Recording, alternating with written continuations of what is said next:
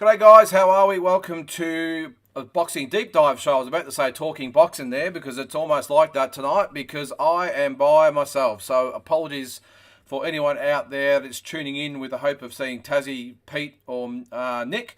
It is me by myself tonight. So it's going to be a little bit of a mixture of the deep dive show and talking boxing. So we've got to make the most of it. And again, I apologise for all our usual viewers that love to see the other guys. Might not be as exciting tonight, but we can make it exciting. If you guys want to put some comments in there, I'm going to run through all the usual stuff, all the stuff that happened last weekend, all the stuff that's going to happen this weekend, some other bits and pieces, a couple of talking points as well that I want your feedback about. So we'll get into the show. As I said, plenty to get on to. If you've got a comment or a question or anything you want to say, make sure you put it in the comments section. We won't be doing anyone coming on tonight. I haven't really had time to sort of set things up. However, feel free to put your comments in there and let's have a crack. James, thanks for the comment there, mate. We still love the show when it's just you. Oh, thank you, mate. I appreciate that. And doesn't matter, it's me, Tassie, Pete, Nick, or all of us together. The show is what we make of it. There's so much going on at the moment. It's probably a good thing, I think, to actually have a bit more input from you guys tonight because there's a few things I want your feedback on. And if it's just Tassie and I or Pete or whoever just talking about it, sometimes some comments get missed. So we'll get as many comments up tonight. And as I said, we'll do a mixture of the deep dive show with a little bit of talking boxing in there and whatever else happens over the next hour or two, whatever it turns out to be. So, James, I appreciate your comment there, mate. All right, guys, let's get into the show first because there's a fair bit happening, if you will, because last weekend we had a massive result for Australian boxing, but as the week's gone on, it's turned a little bit sour. We'll see how it plays out. I'm of course referring to Stevie Spark and Montana Love. It was a brilliant performance by Steve. I know we went through this on Monday night, so I won't sort of go into it too much. We'll just focus on the appeal there. It's been lodged by Eddie Hearn, and I've got to say, Eddie Hearn. I mean, I love Eddie Hearn. And I know you've got to play both sides of the fence and you've got to appease everyone and everyone thinks you're on the other side, all that sort of stuff. But, afterwards, you guys would have heard that he said, don't worry, this is Montana Love, don't worry, we're gonna appeal, we're going to do this, we're going to do that, we're going to protest, whatever it might be. And then 2 minutes later, he's over getting a photo with Stevie Spark with the thumbs up and all the rest of it. Eddie just... I know, as I said, you got to play both sides of the fence, but I think it was pretty obvious to Stevie Spark and all us Aussies out there. We know what side of the fence you were on, judging by the comments, and it just fell a little bit flat. I thought that he went over to Stevie Spark like they were lifelong mates. So, guys, again, get the comments in there. As Andy said there, like, subscribe, all that sort of stuff, share, all that. And what do you guys think about the appeal? So the what I've sort of seen so far is that all you guys that follow social media with either Stevie Spark or Brendan Smith, you would have seen that they've enlisted one of the best solicitors or barristers or whatever you want to call them in the game, attorney I think they call them over there, to defend Stevie Spark. Now, it's a really interesting one. Now, I think I said this on Monday night again, so I won't go over it too much, but you would have seen earlier in the week, I did start with, or I had the initial thought at the time that, it's a little bit harsh to actually disqualify Montana Love. Obviously, he had the cut. He tried to quit, by the way. I'm not backing away from that at all. He tried to quit. And if you listen to the comments that he said in the corner to the doctor, Jesus, bad, I can't see, I don't know if I can go on. I mean, is this supposed to be a warrior, a fighter? Not for me. I think he got the shock of his life when Stevie Spark turned up and said, bring it on. And I think he's the type of fighter that likes to keep the distance, likes to keep his range, likes to keep on his own terms. And when Stevie Spark got in his face and roughed him up, he didn't know how to handle it. And the way he came out was obviously against the rules. He was disqualified. And as I said, I did think...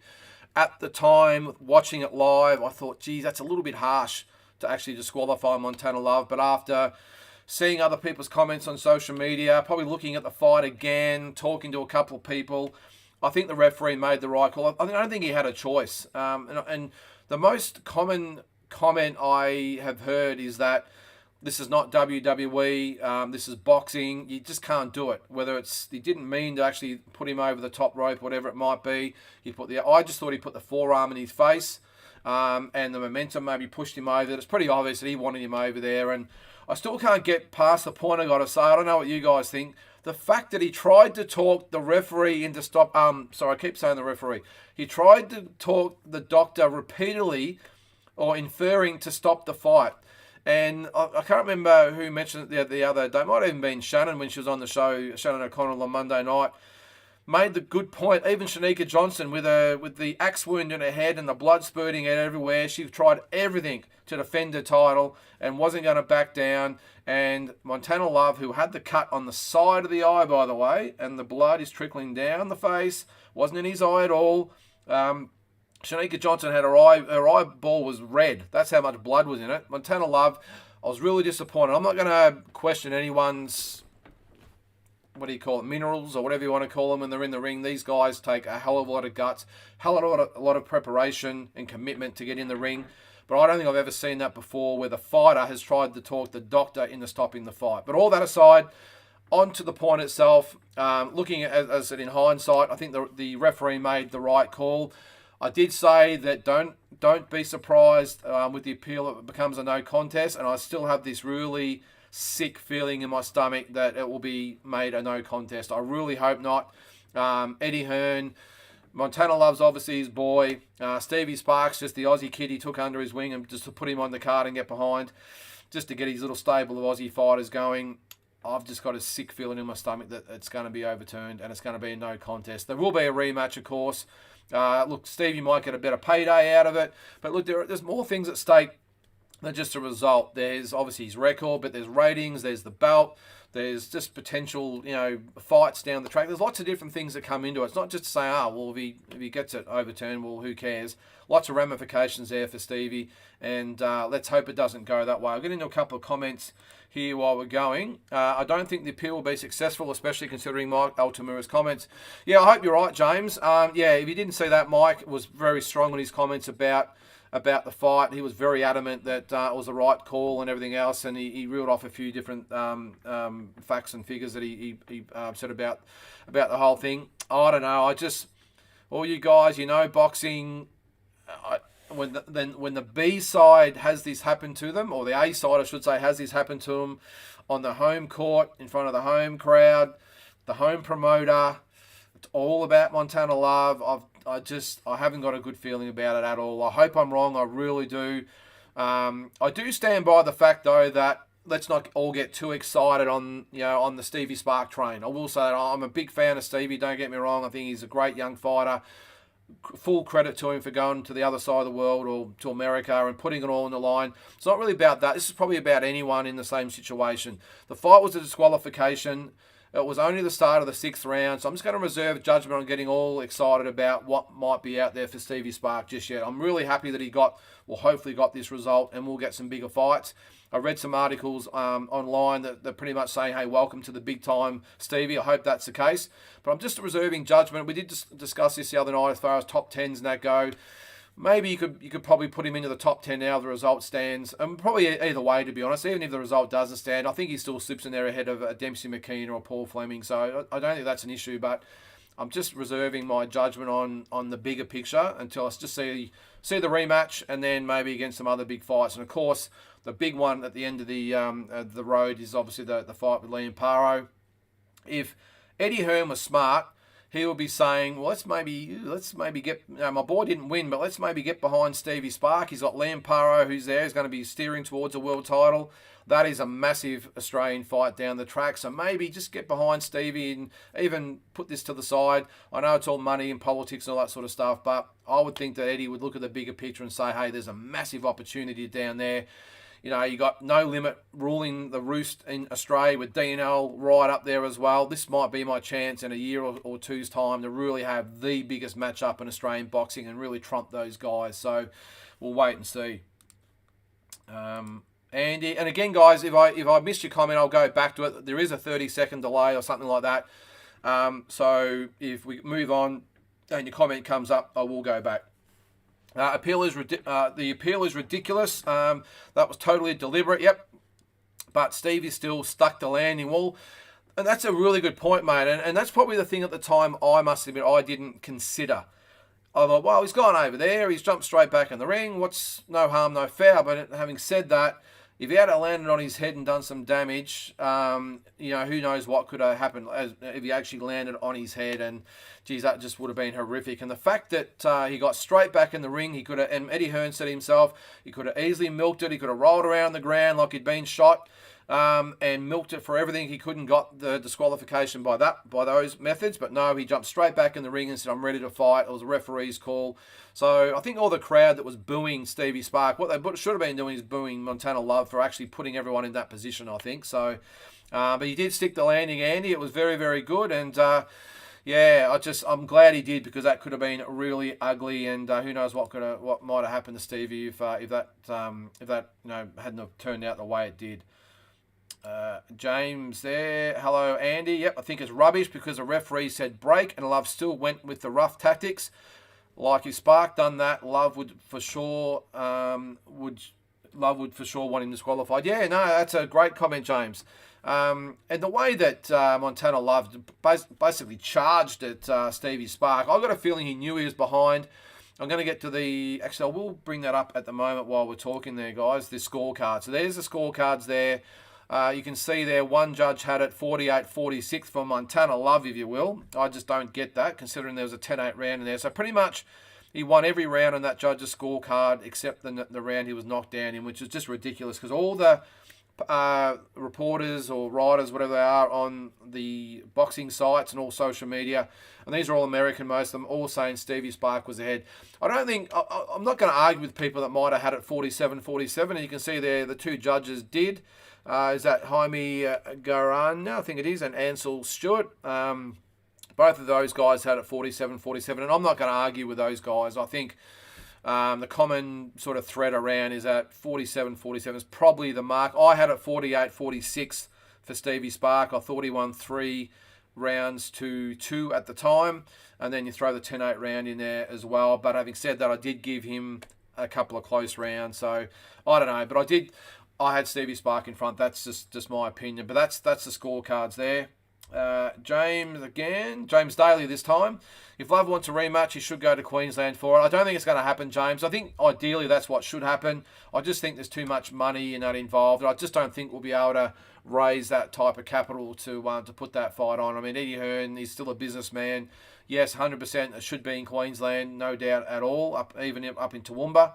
But end of the day, I just think I don't think they'll be able to generate the type of purses that these guys are going to want. I hope I'm wrong. It would be great, but I've just got a feeling you might see in 3 months' time or 4 months' time the rematch back in Cleveland. Or who knows, he might put on another American card. I don't know, but I just got a feeling that it'll still be all in Montana Love's favour, especially if the results overturn. So let's hope we're all wrong.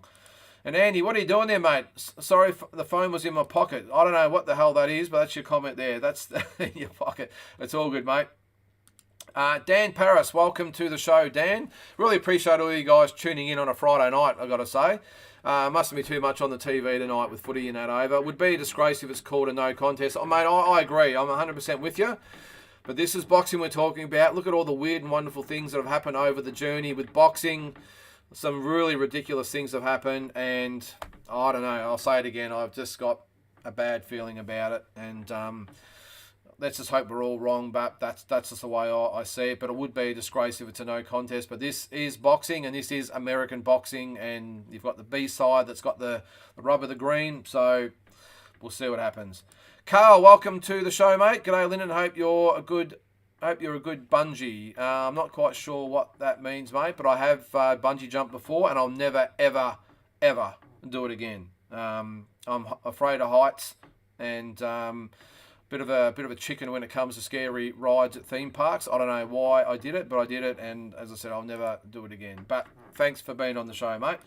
Zigmont, thanks for tuning in, mate. I think if there's a rematch, Steve will be all over him like a rush, and we'll break him down and get a stoppage win. I agree with that, mate, because sometimes when these guys go into a fight, regardless of all the talk, regardless of all the hype at the press conferences and the weigh-in and all the interviews and all that sort of stuff, deep down in this situation here, Stevie Spark, he knows he's going to this guy's backyard. He knows that Montana Love is a very, very good fighter, world-class fighter. He would have had to have had those "am I good enough" thoughts. You have to. It's just common, it's human nature. So he would have been scared or worried or anything like that, but except against Tim Tszyu, of course. We saw what happened there. So he would have been a little bit tentative. He would have been a little bit, let's see what he's got. He would have been sort of trying to feel him out. Now he knows that if he really puts it on Montana Love, one, he can put him down. Two, he can really, he can make him lose his cool. So I'm with you. I think that Stevie Spark will really put it on him this time, and I think he beats him easier this time, especially if it's in Queensland. Again, I don't think it will be, but it is even easier. But I think Stevie goes over there. He's still got to be conscious of the whole thing, no doubt, but I think he goes over there and really puts it on Montana Love and wins easier this time. Carl, Montana Love sounds like a new pop singer or a porn star or something, mate, doesn't it? But, yeah, look, I don't know. I was just disappointed that he... Look, no matter how you look at it again, I'll say, he talked that ever. I just don't know a little bit of the fortitude about the guy, and if Stevie really put it on him, whether he could fold him, whether he could make him quit. Or do what he did then. I don't know. But it's not a fighter's name anyway, mate. You can have a last name Love when you're a fighter. But anyway. Paul, welcome to the show, mate. Touch Aussie is tough Aussie, I'm assuming that is. Yep. Yeah, that's it. Tough Aussie. Yep. Montana wanted a way out. Yep, as I've just touched on, mate. Bungie is North Queenslander for mate. Oh, sorry, Carl. Sorry, mate. I'm just a Victorian, mate. I'm not right up with the Queensland slang, so, mate, now I get it, so thank you. Back to Andy. Because I bashed up Jeff Horn. Or is it because I retired Anthony Mundine? Maybe it's just the way I talk. I can't help it. I'm just too smart for these blokes. Too quick-witted. I look too good. Always classy. The pretty boy. And I can fight. Like, really.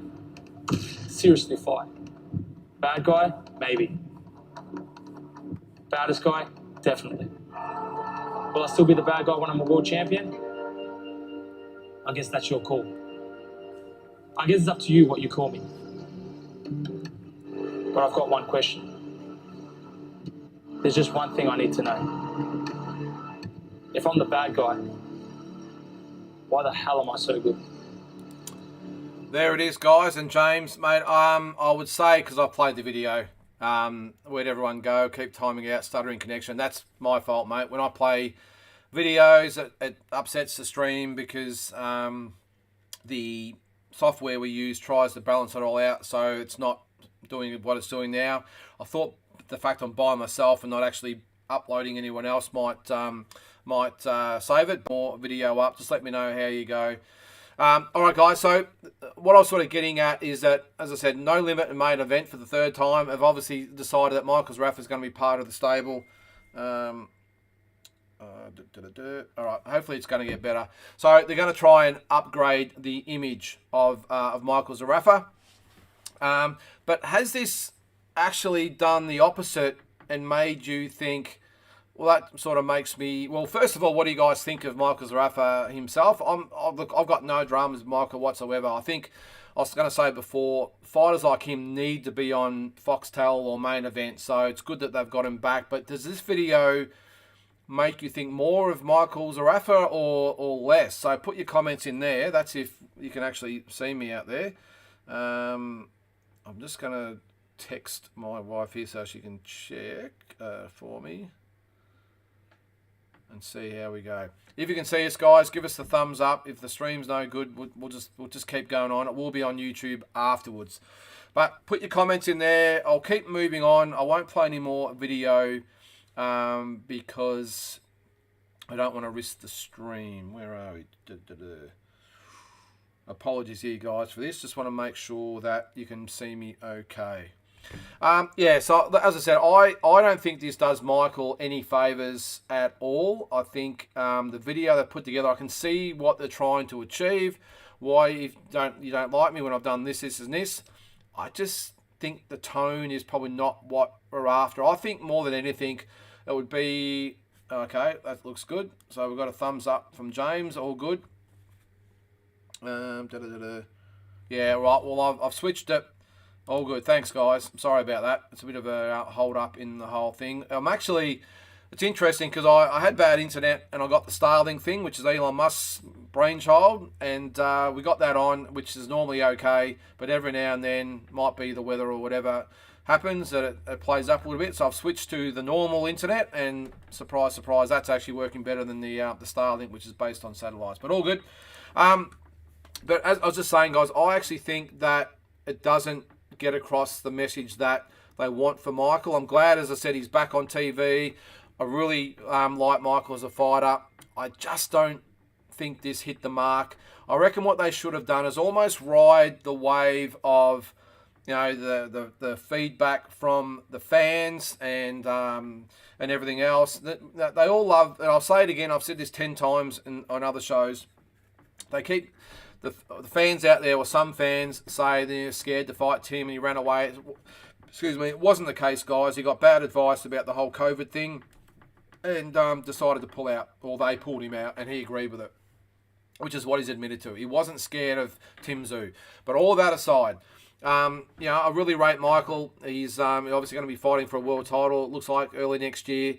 But if I was sort of looking after him, I would have just said, look, or main event, whatever it might have been, just to say, hey, let's just get some positive training videos out there, some positive interviews of Michael, to go down there and sort of go along the lines of, you know, is it because I did this or because I did that? And if I'm so bad, why am I so good? All that sort of stuff. I can see what they're getting at. I just don't think it hits the right note. But I'm just one of many of you guys out there. What do you guys think? Zigmont, what do you got there, mate? I think people pay to see Michael lose. In my opinion, you need those fighters in boxing. Well, no, you do, mate. You do, 100%. I agree. Anthony Mundine had that spot for a long, long time.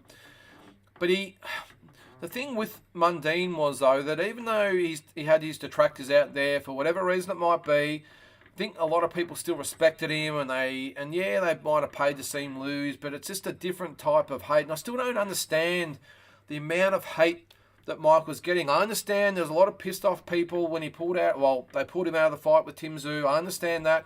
Tim's a very, very, very popular fighter. I can understand that. Everyone was looking forward to the fight, obviously.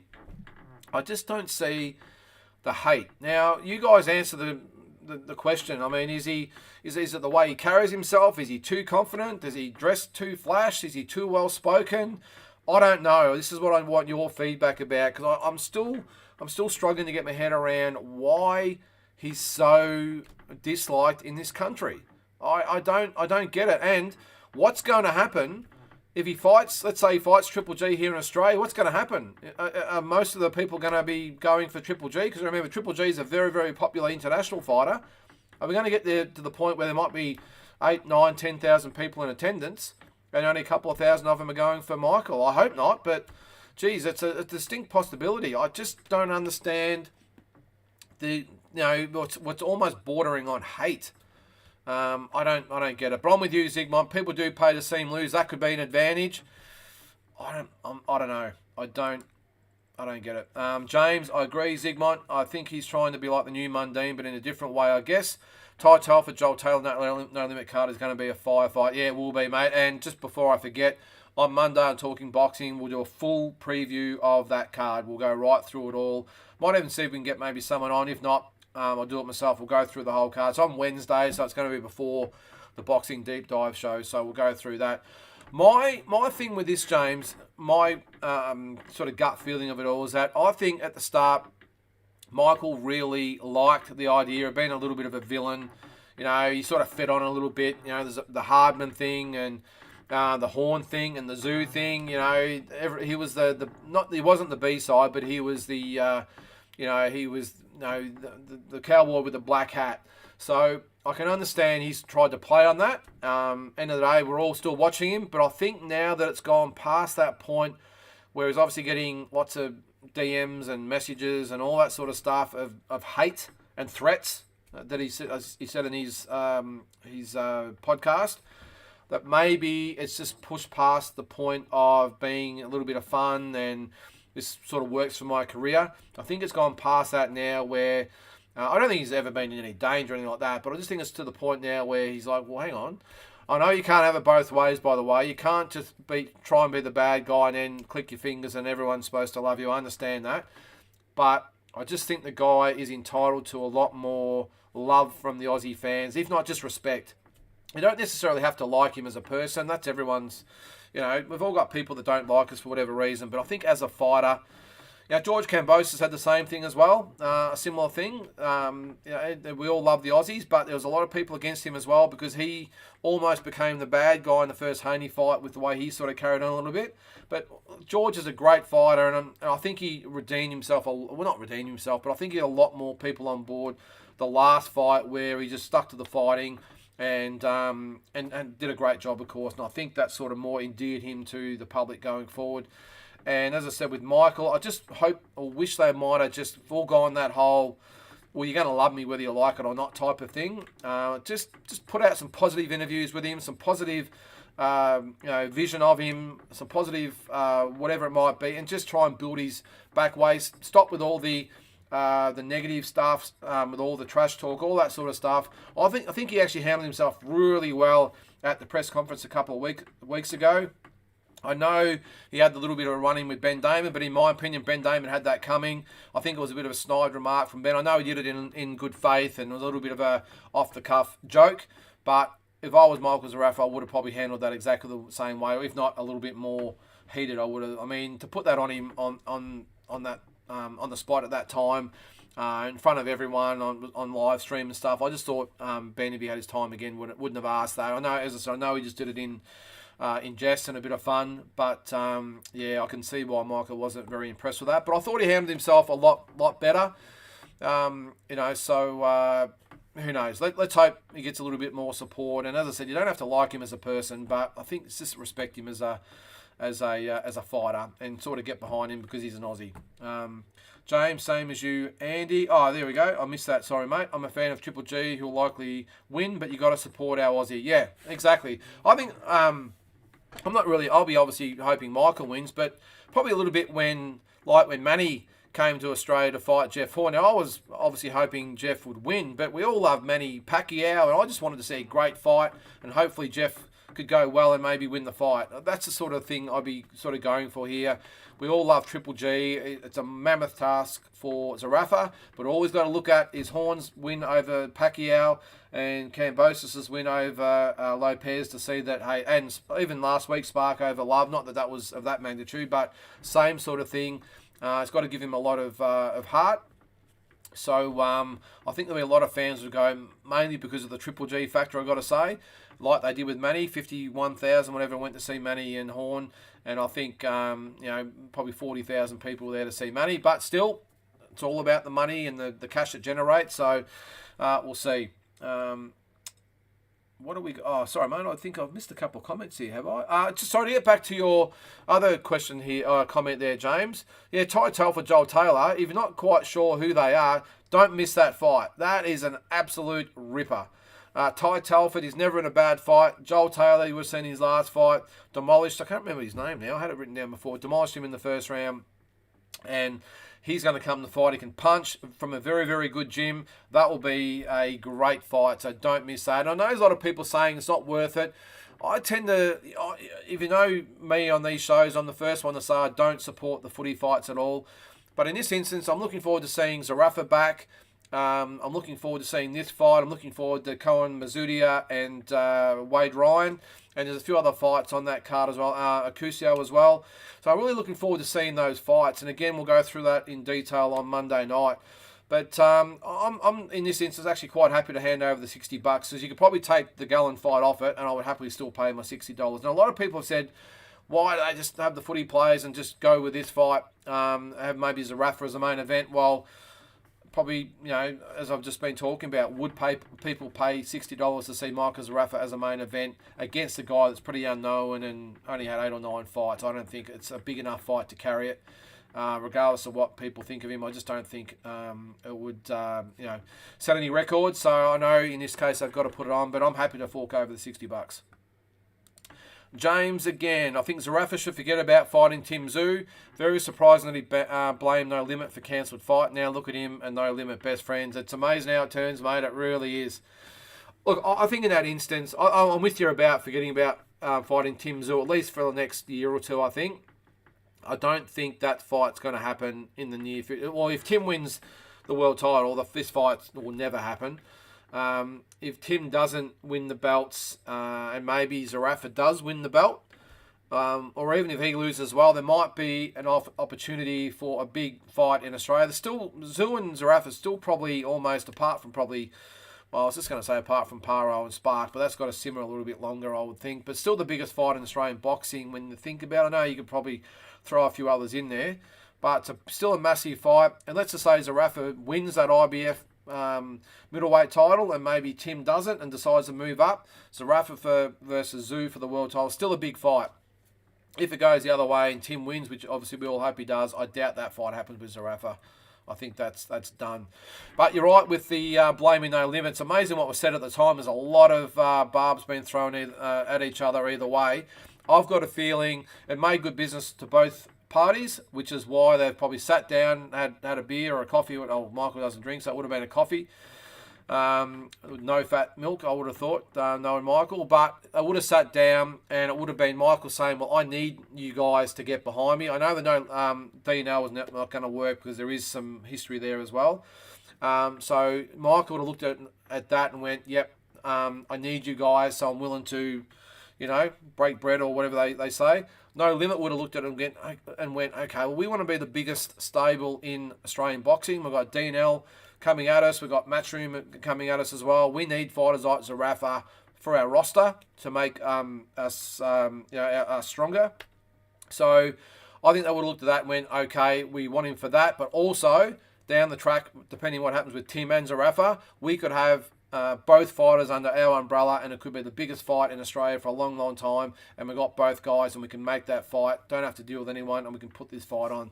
I think that's what they're thinking. They're thinking ahead, not necessarily for now. And I think it's a good option. I think this for them to say that Zarafa hit the road would have been a bad move, because I think it just suits everyone. And end of the day, even next week's card without Zarafa on it did get a lot of people talking about it.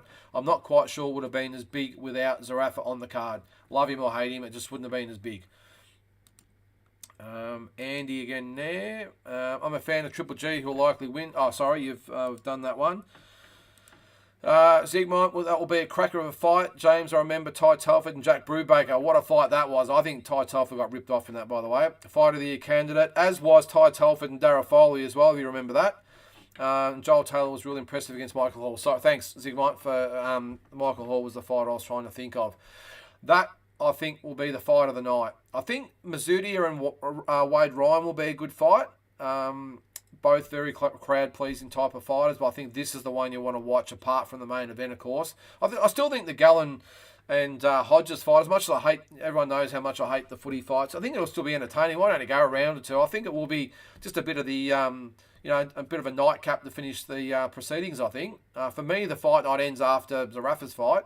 But the Gallen one will just be a little bit of, okay, it should be a bit of entertainment to finish off what's been a good night of boxing. So it's on main event. Make sure you check it out next Wednesday. Again, we'll go over it on Monday night. Sorry. Dan, I hope this stream's still pretty good there, guys. I'm not getting any messages to say it's no good. So hopefully it stays that way. Dan, you shouldn't care so much what the Australian public thinks of him. At least they're talking about him. He's a boxer, not a swimmer. Yeah, I get what you're saying there, Dan, but at the end of the day, these guys are still human beings. I know Michael I've had a lot to do with Michael in the past, but the ones that are really close to him say that he can be very emotional. He does, whether we like it or not, he does worry about what people think of him, and they all do. They all do to some extent. They all check social media, and in this day of mental health and all the rest of it, I think it's an issue. It really is. I know they're still talking about him, and I think it might have been a bit of fun for a while, but now it's to the point where this has gone on for about a year or whatever it's been. I can see where it sort of got to him. I did see the comments about there was a perceived hit on him and that sort of stuff. I'm not quite sure that's you know, I'm not going to say he's alive. I'm not quite sure that was 100% the case, but at the end of the day, he's telling the story. So I believe what he says. But yeah, whether that's an issue or just the DMs he'd be getting every day and the comments on social media, he'd be checking Oz Boxing Central or Oz Boxing or whatever it might be. He'd be checking all those sites out. You can't help yourself. So yeah, I can understand where it might get to him. Maybe a suggestion would be is Michael, get off social media. In this day and age, get off it and maybe let someone else in your team handle it for the important posts, training videos and interviews and all that stuff, ticket info, all that sort of stuff they've got to put on. But maybe just get off it for a little bit. And that would probably be the first thing I'd be saying. Just, you know, take a mental break for a while and get yourself together and worry about this fight. So we'll see anyway. Andy, yes, take the time to hit the like, please, guys. Or folks, yes, I agree. Hit that... hit the button. Michael Hall was the guy Taylor stopped in the first round. Yep, he was. So, but anyway, what do you guys think of that as far as Zerafa goes? As I said, I'm not a big fan of the video. I can see where they're going with it. I just don't think it hit the mark of what they're going to try or what they're trying to achieve out of it. I think, if anything, there'll be even more people out there who react negatively to it. Some really good interviews and vision would have been better, if you ask me. On to... another one here. Now, it actually says 4 weeks to go. I forgot to change that. It's actually 3 weeks to go. Bridges and O'Connell. I'm not going to risk putting the video up, guys. I did have some video of the press conference the other day, or the virtual press conference. You would have seen, hopefully you all watched Talking Boxing on Monday night with Shannon O'Connell on there. I thought she spoke really well. Probably would have invited what's her name, Ebony, on at some stage. I don't think she would have, of course, and the time difference might have been a bit of an issue. But so I don't think we're just favouring Shannon, even though she's with us, I suppose. But I think if you watched it the other night, it was probably a little bit tamer than what I probably thought it might be. I think Eddie Hearns had a talk with Ebony and said maybe keep the language down a little bit. I thought Shannon, I love the way she spoke in that it was just all business. I'm not going to get involved in a slanging match with you. I'm going to talk facts or my facts. I'm going to tell you my opinion. I'm not going to get involved in all this shit. I'm just going to focus on the job at hand. I'm going to get over there in I think she goes in a week or so. I think it is. Yeah, it must be next week she goes, and worry about that. And I think Ebony probably struggled a little bit. I think she tried at the start to sort of engage Shannon in a little bit of the tit-for-tat stuff. And because Shannon probably didn't respond as much as she didn't really have a place to go. So she looked a little bit lost for me. But again, I'll say I can't wait for the fight in general, regardless of who you're going with. I think it's going to be a really, really good fight. I think it's going to be a tough fight. I don't think Ebony's going to give her belt up easily at all. I think the one thing I sort of did disagree with Ebony, and I think at the time I remember Shannon having a bit of a chuckle to herself, is that Ebony saying that Shannon hasn't fought anyone like her. I think she's probably getting a little bit ahead of herself there. I've seen some of the fighters that Shannon's been in there with, and I can tell you they're just as hard and tough as what Ebony Bridges is, if not more.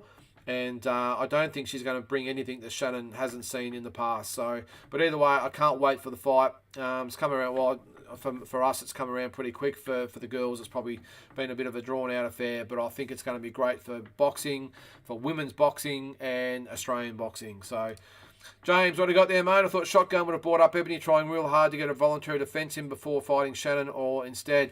Well, I've got a feeling. She didn't say this to me, but I've just got a little bit of a feeling that, again, as I said, don't really bring up topics that can create arguments and all this sort of stuff and he said, she said stuff. So Shannon pretty much played the straight bat.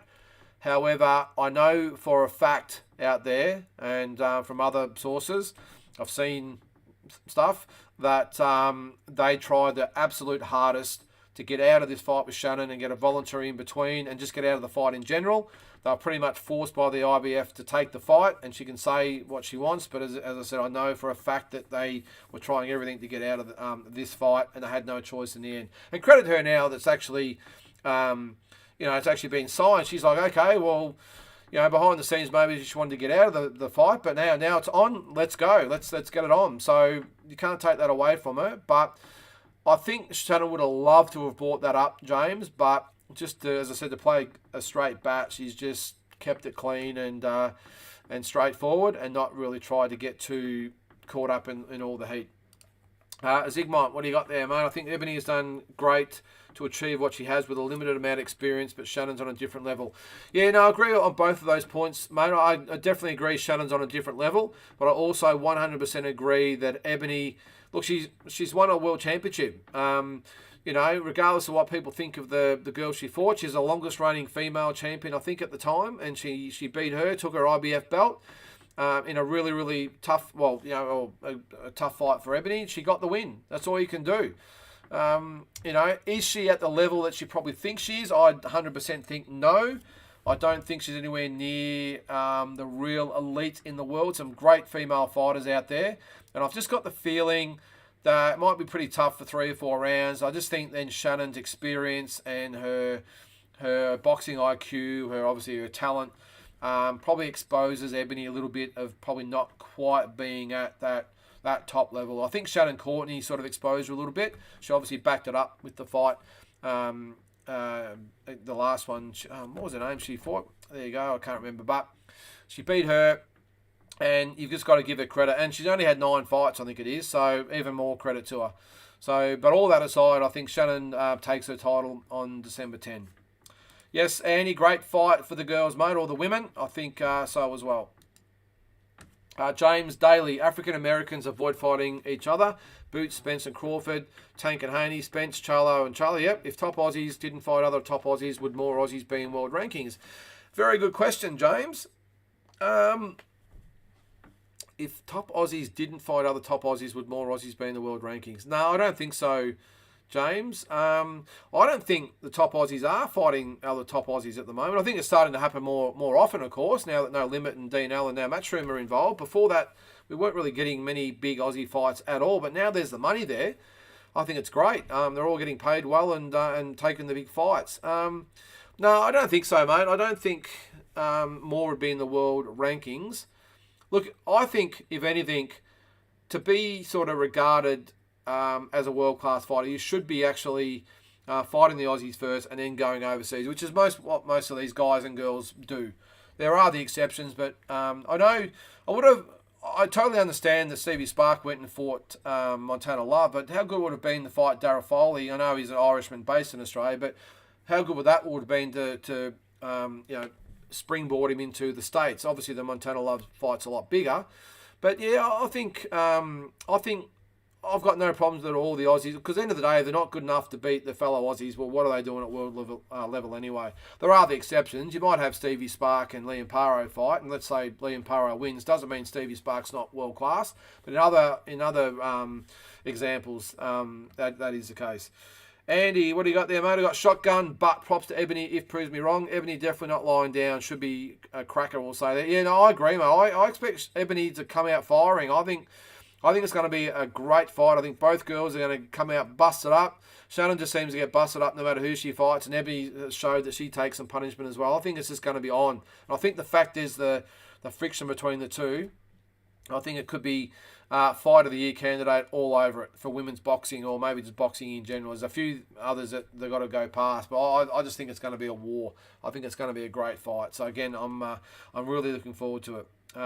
Who do you guys think wins? I think most of you guys have said Shannon O'Connell beats Ebony Bridges, but a world champion is a world champion. They do not lie down and give up their belts easy, so I think we're in for a hell of a fight. Another one that's come across my desk in the last couple of days, guys, and again, if you want to comment, I'll come back to it, because again, we're 30 or 40 seconds behind.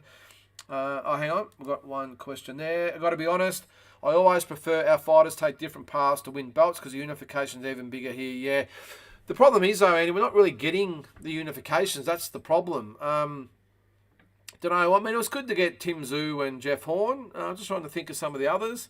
Don't know. But Spark and Paro is the obvious one going forward. I don't know. I just like our fighters to prove themselves before they go to the States or wherever they go overseas. Because in the past we've seen some Aussie fighters have gone over there and been really badly exposed. Others have obviously risen to the occasion. There's plenty of those. I would like to see the pathway being Australia, Not so much Australasia, but Oceania, and then on to maybe Commonwealth, and then on to the world scene. That's just the way I would think, like it used to be. It used to be Australia, Commonwealth, and then the world. But now the regional belts have sort of come into the mix. It's sort of changed things a little bit. But I don't know, each of their own. End of the day, if you get offered a big fight, well, of course you're going to take it, aren't you? So I don't think there's any real correct way to answer that. But yeah, I must have been Andy. I like him to clean up the backyard first. But Dan, surprise Bridges is such a clear favourite, paying $1.55 compared to O'Connell to 80. Is that right? All right, well, I know where I'll be placing a bet before the fight. So Shannon is $2.80. That is amazing. I would say that's because all the English fans over there, or his old mate Big J, who's obviously not on the feed tonight, said her simps. I think that's the way he described her followers. But that's amazing that she is the favourite, and it is a massive surprise, Dan, because in my opinion, there's no way that Ebony should be the favourite. If anything, that should probably be flipped on its head, and Shannon should be the $1.50 odd favourite, if you ask me. But yeah, all right, I might have to put some money on that because I think Shannon, to me, is the clear favourite. James, is Ebony's bust size a disadvantage at Wayne and in the fight?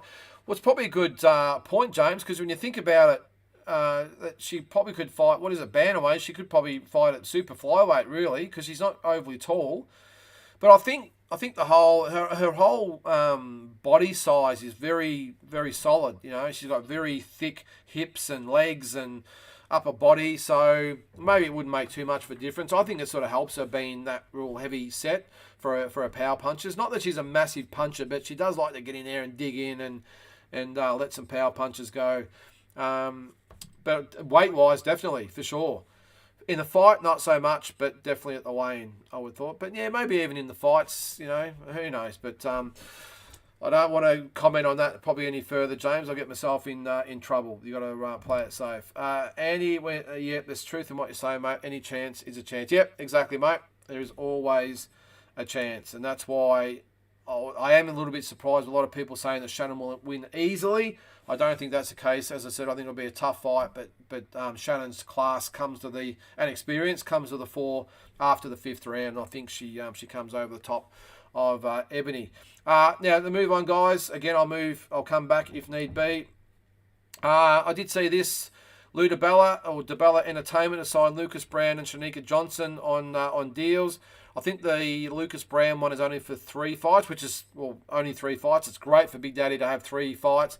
Not quite sure of the Shanika Johnson. I think, was it 3 years or 3 fights, whatever it was. But that's good for her as well, because she's probably been left in limbo with her old management firm, same ones as Michael Zarafa. There's been some issues there, so she's got someone behind her, which is good. Being the world champion, you need a promoter like that who will probably most likely take her overseas, which is probably what she wants. Probably not much here in Australia for her, and especially a promoter to get behind her. But if Lou DiBella's there to take her over there, well, that's great. And, of course, Lucas Brown, well, there's plenty of heavyweights out there for him to fight. So I think that's great for him. He's been sort of treading water for the last couple of years, so, and obviously he's not getting any younger. I think it was disgraceful that the British Border Control, as a 43-year-old, they denied him to fight. Was it Dubois? I think it was, which is ridiculous. Considering I think that George Foreman won the heavyweight title, it was at 45, I think it was, and this guy's 43. Won his last 2 fights by knockout, and they're not allowing him to fight. It's ridiculous. Anyway, I'd like to see the winner take on Shanika Johnson. Yeah, well, she is heavier, Zygmunt. Obviously, you know, Shannon's obviously already beaten Shanika Johnson. It was a pretty good fight, close fight, but Shannon beat her. I just think, especially now that Shanika Johnson's signed with DiBella, you might probably see him take her over to the States to fight over there, I would think. But who knows? Maybe there's more money here. I don't know. But I would like to see Ebony Bridges against Shanika Johnson. That would be a good fight. Even if Ebony loses to Shannon, for Ebony to maybe move up and fight Shanika, I think that'd be a good fight, and maybe another money spinner here, whether it be Matchroom or DiBella. So, but the great thing about it is that so many great female fights. We've spoken about it a fair bit on the last few episodes. That you know, with Sky Nicholson and Beck Hawker, and obviously Shanika, Ebony, and Shannon, and Taylor Robinson coming through, and Some other ones like Nicholas, Nicola Stevens, I think it is, and Jasmine Parr. I mean, these are the young, inexperienced girls coming through, but just some really, really good talent on the Aussie shores at the moment. Great for Lucas and Sugar Neeks. Yeah, I wonder what's next for Junior Farr and Brock Jarvis. Well, I would think, not so sure about Junior Farr. He probably went back to New Zealand with his tail between his legs, I would have thought, because that was the fight he was supposed to win. That was his coming out party. At the end of the day, you're only as good as your last fight, so I wouldn't be surprised if he might even get dropped by his promotional firm. I don't know, there's obviously contracts in place, but when you get knocked out in the first round on a big card, that's a long way back. Although Lucas did it, so maybe he can as well. For Brock Jarvis, I'm not that stressed about Brock Jarvis getting back to the level as far as getting opportunities. My one worry with Brock might be his frame of mind. That was a bad, I won't say it was a bad knockout because it was a clean early knockout. He got caught cold.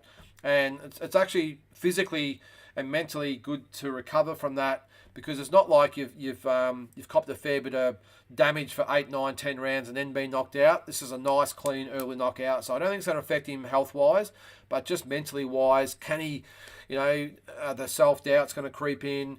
I don't know, but I don't think. I think ability-wise, and Jeff behind him, I think they'll slowly build him back up. He's still only a young guy. Is he 24, 25, whatever it might be? He's still got plenty of time, and I think hopefully Matchroom stick with him because he's still a very attractive guy here in Australia. But it's just as I said, more mentally to build him up, and I wouldn't be surprised if he has 3, 4, even 5 fights. A very, very winnable fights to get his confidence back, because that would have been a hell of a shock to the confidence. I wouldn't say ego, because Brock's not an egotistical guy. He's very down to earth, very laid back, very subdued. So I think it's just getting him up mentally again, and there's nothing that will do that better than having 4 or 5 sort of knockout wins to get you back in the mix again. So let's hope he comes back, and I'm sure he will. But as I said, as for Junior Farr, your guess is as good as mine. Let's get on to some world news, guys. I'll keep coming back if there's more questions there. I want to get on to some news that's just broken today, and I'm sure there'll be plenty of feedback on this one. It is Gervonta Tank Davis and Ryan Garcia now put their April 15th, 2023 in Las Vegas. That's the date they're talking about. Initially, there was no date, but now they're talking April 15th. But they are apparently both going to have, Tank Davis definitely, January 7th, a tune-up.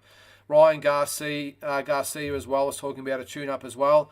I'm not sure they'd be able to do it on the same card, which will be a good thing to have. That's why they used to do it. The two fighters that they're going to fight next with the tune-up would fight on the same card. They were the glory days, the good old days. These days, I think, obviously, one's with Mayweather, one's with Golden Boy, so I don't think that will happen, but it would be good. They'd probably do a pay-per-view or whatever. I think people would still pay to see them both in the final hit-outs. But, yeah, April 15th is the date, which I think is awesome. There has been talk. I personally think it's going to be an even fight. I think Garcia gives a really good account of himself. I still tip Tank Davis, but a little bit surprised. I read online a lot of people saying it could even possibly be a mismatch. A lot of people saying that. I don't agree.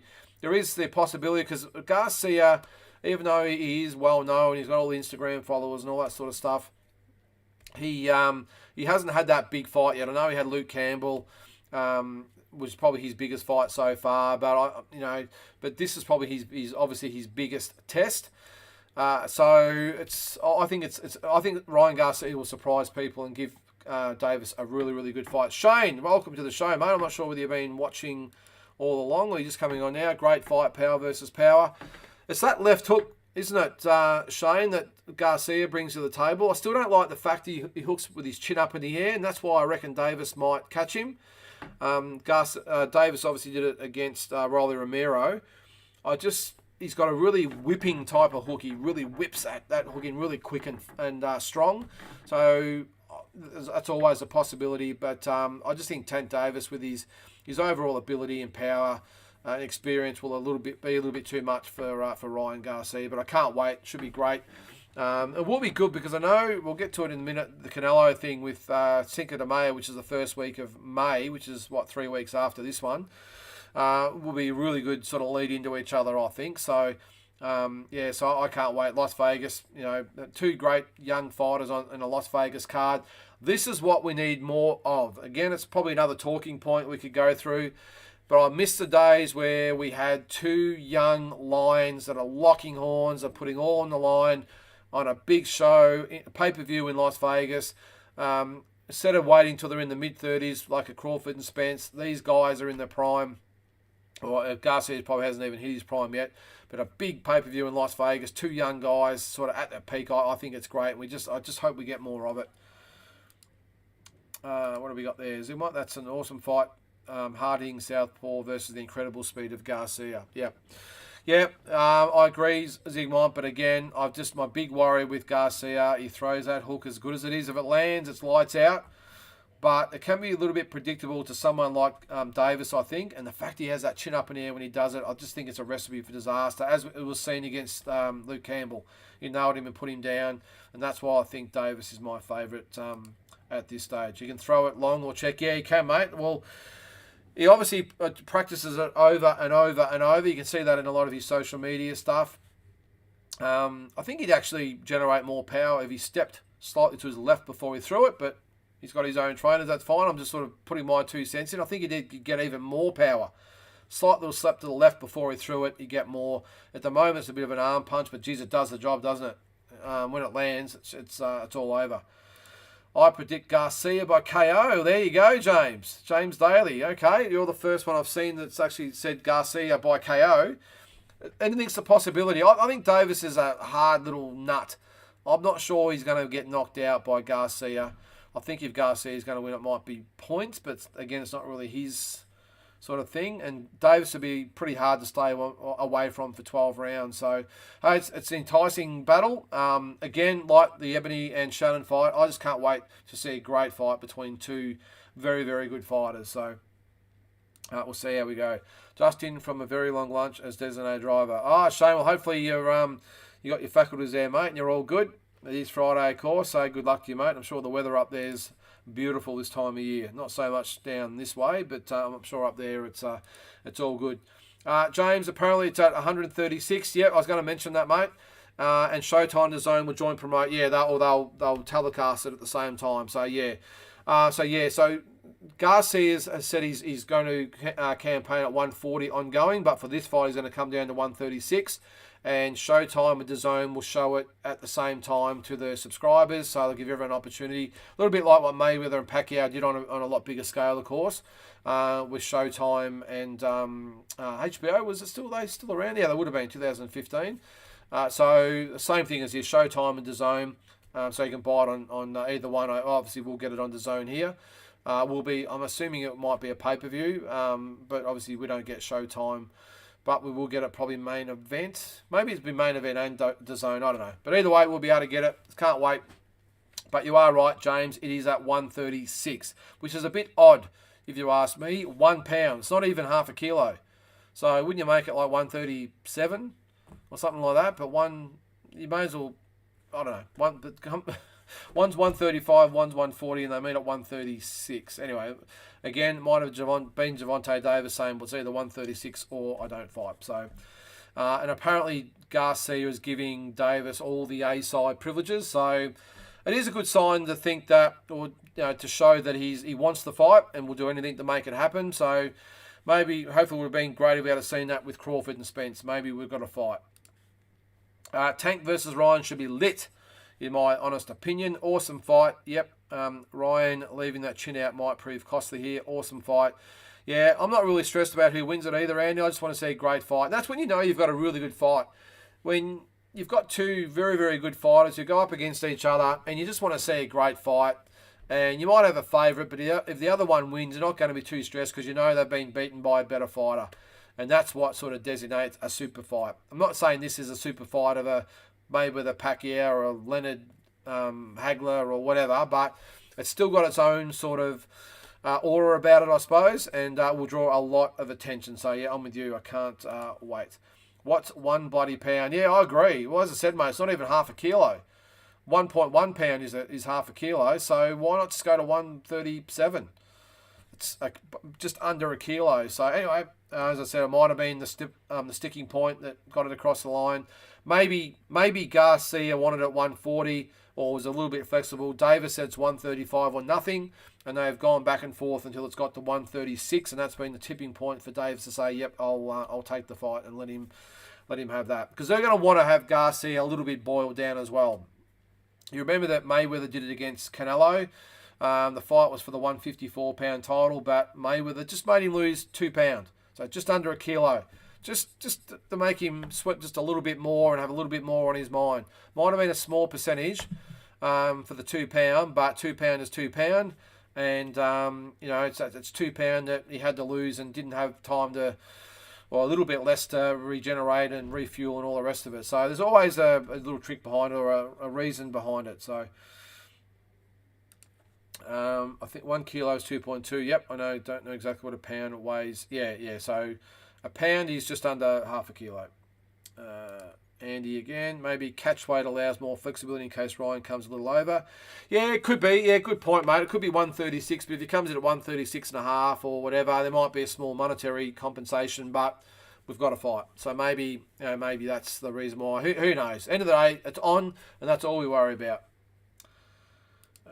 Dan, I respect Garcia for taking this fight, but believe it when I see it. Yeah, well, there has been talk about that as well. Dan, there could be an injury or something that comes up. I hope not. Just for the respectability of the sport at the moment. We need, I'm not saying we need this fight. We needed Crawford Spence, if you ask me, but we need fights like this. And I just hope it's a step in the right direction where we can set a precedent, because you know that Mayweather and De La Hoya don't really do anything together. So they've made an exception here. Let's hope maybe going forward we can put all the promotional bullshit aside and sit down and, as I say, get down to business and make these fights happen. Because end of the day, the promoters are losing out as well. They make their money off the fighters. So with all the to and froing and all the ego and all the bullshit that goes on with these guys, don't forget they're actually out of pocket themselves. Not the fighters that miss out. It's not the fans that miss out. They miss out on millions and millions of dollars. So why not just say, hey, let's just sort it out and forget the egos? But they're all on social media slagging each other. So that's the point. How are these guys supposed to sit down and have a conversation when they've been slagging each other off on social media? It's ridiculous. I just wish they would stay off social media and sit down and let's get it done. James Daly. I think Garcia wanted this fight more than Tank did. The Mayweather factor comes in to pick and choose weight. Yeah, good point, mate. It would have been them saying, as I said before, would have been them saying no, it's 135 or nothing. And it would have been lots of toing and froing. Maybe the monetary split might have been a fraction more for Davis, and he's given away that 1 pound. Because you know what Mayweather's like, he would have said 135 or nothing, and they've given away 1 pound for, as I said, maybe a little bit extra money, or maybe it's the A side on the poster and coming out, all that sort of stuff. Who knows? Some saying this is for King of Lightweight division. Fanboys, yeah, no, you're right, mate. I don't know why people would say that. Obviously, Garcia's not at lightweight anyway, but yeah, no, the lightweight division, that fight is the next one I'm going to talk about, is this one. Devin Haney, Vasily Lomachenko, looking likely for March 2023. Now, this is a fight we want to get behind. Now, I don't think there'll be any problem with this one because you obviously got Top Rank involved, both fighters with Top Rank. Lomachenko's obviously been with Top Rank his whole career. Haney sort of gone through back and forth a little bit. He obviously had to sign with Top Rank with the Cambosa situation. But looks like we're going to get the real king of the division there, guys. And Andy's put the comment. I'll just take that away there. Yep. This is for all the marbles here. So if it is March 2023, geez, it's going to be great. And we're going to have the Garcia and Davis fight. We're going to have this. We're going to have Tim and Charlo. Who knows what will happen with Tyson Fury and Usyk or Joshua or one of these types of guys. So hopefully 2023 is a start of getting back to where we were even probably 4 or 5 years ago when big fights were happening on a consistent basis. Because in the last couple of years, I know COVID's one thing, but that aside, there's been too much toing and froing and arguing and all the bullshit on social media. So hopefully maybe 2023 is the year where we get back on track and start seeing big fights happen every month, not every 6 months. Zigmund again. Do you think Garcia's height and reach advantage is going to be a factor in this fight? No, I don't, mate. I think if he tries to box Davis, I think Davis sort of hunts him down and chops him down. If he tries to punch with Davis, I think he gets knocked out. So look, there's always, as we said, the left hook factor or whatever it might be, or maybe Garcia comes out and all of a sudden is a master boxer. I don't know. I just don't know how he outboxes Davis. I just don't know how he outpunches Davis. I really don't. As I said before, I just don't think he's as good as his left hook is, whether it's good enough to put Davis on the floor. I don't know. But I don't think it will be a factor. Shane, I think for all the hype, Garcia is likely pretty respectable. Yep, I agree. He pays up on his public bets, and his resume is not totally padded. It's kind of B+, and this gets him to A class. Yeah, no, I agree with you, mate. As I said at the start, I think he is relative. Well, he's not unknown, of course. He's a very, very popular fighter, but hasn't really had that mega fight. This is obviously it. I think he will rise to the occasion and show everyone that he's an elite fighter. I just don't think it's enough to beat Davis. I think Tank Davis gets the job done, whether he boxes with him or whether he punches with him. I just think Davis is just, again, one level above what Garcia is. We'll keep going on that, guys. On this one, who you got this one, by the way? Lomachenko or Haney? My tip from what I saw on the last fight would be Haney. But I'm definitely not sleeping on Lomachenko. There's no reason, no coincidence. He's an all-time great, a great fighter. I wouldn't be surprised at all if he beats Haney. But on the last performances, you've got to go by Devin Haney, I think. Love to see Bivol and Beterbiev. Yeah, well, that's going to happen at some stage, you would think. Although I'm going to get to it in a sec about the Canelo factor with Bivol, but. Yeah, that's the fight to make. But, I mean, when you look at it again, the dollar factor, I think the fans would love Bivol and Beterbiev, but unfortunately, the Eddie Hearns of the world are going to want to see Bivol and Canelo. It just makes the most money, and unfortunately, this one's going to have to wait. I think it will happen, but it's going to have to wait. Haney for Shane. Yep, I agree, mate. Yep, won't be easy, and obviously, no doubt, but I'm with you. I think Haney. Let's move on, guys, to some of the stuff happening this weekend. These are some of the prospective fights coming up. The fights that are happening this weekend is Jaime Munguia up against Gonzalo Correa this weekend in Guadalajara, Mexico. I thought I'll just throw it in. It's not a big fight. Munguia's got to step it up a bit. Hasn't been active. Hasn't fought the elite in his division. I see that he did say that he'd like to fight Charlo next year or Triple G. I believe that when I see it. 40-0 now, you got to say, and he hasn't really had a big fight yet. So, I don't know. He's got to take one of those guys, or else is he going to be forgotten about as well? And this Correa, what's he? He is 21-5. So, yeah, I don't know. I think it's on DAZN there, so check it out if you get time. I'm not going to get up early to watch it, I must admit. It'd be good to see Munguia. I do rate him. But I'm going to withhold my judgment on where he falls in the schemes of things until he fights Charlo or Triple G or, hey, Zarafa. I don't know. Fight somebody. But, he's definitely got great potential. He's a good fighter, but I'm not sure where we can rate him when we just don't know what he's got against the elite competition. Let's not forget, this is Andy, let's not forget, though, that Ryan was Devon's Mando and didn't take it. Yes, good point. Dev versus Loma is awesome. Winner, lightweight king, no doubt. Yeah, 100%, mate. That is the true king of the lightweight division. Can't wait for that one. You're right. Ryan was Devon's man. Yeah, okay. And didn't take it. That's right, because I was talking about that. Was that before? It was obviously before Cambosis or whatever it might be, but I do remember that, mate. Yes, hang on, I'll go back there. That's Dan. Getting sick of these rubbish Munguia fights, mate. That's what I just said then. Step it up, son. Even better said. Yep. Look, I've got no doubt the guy can fight, but how are you supposed to judge him? I mean, he's fought the Gabriel Rosados of the world, and obviously Hogan, a few of the others, but I saw him fight once when I was over there, and he was on I think it was Canelo, might have been Canelo and Jacobs, was it? No, Canelo and Triple G when he fought Spike. What's his name, with the moustache from Ireland, and demolished him. No, that was Lemieux. Sorry, he fought someone else on that card and knocked him out in 2 rounds. I remember thinking, geez, this guy's been talked up as some superstar, and he's fighting just journeyman. So, and Hogan showed or maybe some chinks in his arm as well, exposed him for maybe being a little bit limited as well. So, I'm reserving judgment on him until we see a bit more. James agrees it's getting annoying with Munguia. He's talented but needs to fight better fighters because he's ranked number 1 in the WBO rankings for, I won't pronounce his name, always stuff it up. Yeah, well, yeah, exactly, mate. So, I don't know. We'll move on from him because I'm sick of talking about him. But, yeah, I hope, look, he'll no doubt beat this guy. But, yeah, I want to see him fight Charlo or excuse me. It doesn't look like it's going to be Triple G, does it? Because he's obviously got bigger things on his plate. Just going to take a drink there, guys. All right. I'm going to touch on a couple of things now, talking points about this as well, by the way. O'Sullivan. Thanks, Andy. I always go blank when I'm doing this show. I don't know why, but Spike O'Sullivan, yep. He got knocked out by David Lemieux on that card in one round. But on the same card, I'm pretty sure Munguia knocked out his opponent as well. Munguia could have fought Andrade or Charlo. I forgot about Andrade. Yeah, of course. And pass it up. It's like he's waiting for a belt to be vacated. Yeah, I get the impression of that too, Andy. 100%.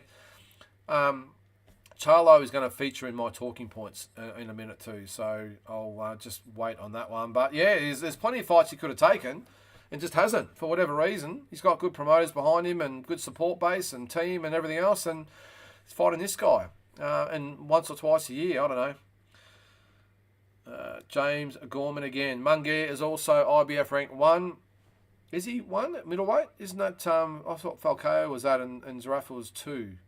Number 3 in both WBA and WBC rankings. You can definitely get a title fight if he pushes it. Yeah. I must admit, James, I do get a little bit confused about what belts they're all rated for, as far as it interim or is it the in-between belt or on the side belt or up in the air belt. I get a bit confused about the whole thing. I thought Falcao was number 1 with the IBF. Zerafa was 2. And the WBA, obviously Lara. Or was it maybe WBA I'm thinking of with Falcao? No, that's Lara, isn't it? Oh, I don't know. I'll lose track. But either way, you hit it on the head there, mate. That Munguia should be fighting for belts. His opportunities to fight for the belt and has chosen not to for whatever reason. And he pops up in a fight like this, which I think's ridiculous. So if you've got a question with that, I'll come back. Last point before we get on to the talking points, guys. I have got video, but I'm not going to play it just in case again. On the weekend, I had to bring this up. I had to put it on there because Tassie's not on and he hates the exhibitions and stuff. But Ricky Hatton, Marco Tano Barrera turned back the clock in an exhibition on the weekend. I must admit I loved it. Now, there's a difference between these type of exhibitions and the YouTubers and Mayweather and all that sort of stuff. Hang on, I'll just put up this before we move on. Number 1 WBC and number 3 in the IBF. Okay, yep, cool. And Shane quickly, poor old Spike. Yeah, pretty for wear last time I saw him. Oh, okay, I thought you meant that fight. He did look a lot very worse for wear that night, I can tell you. Lara WBA, Zerafa and Falcao IBF. Okay, all right. So on to this one.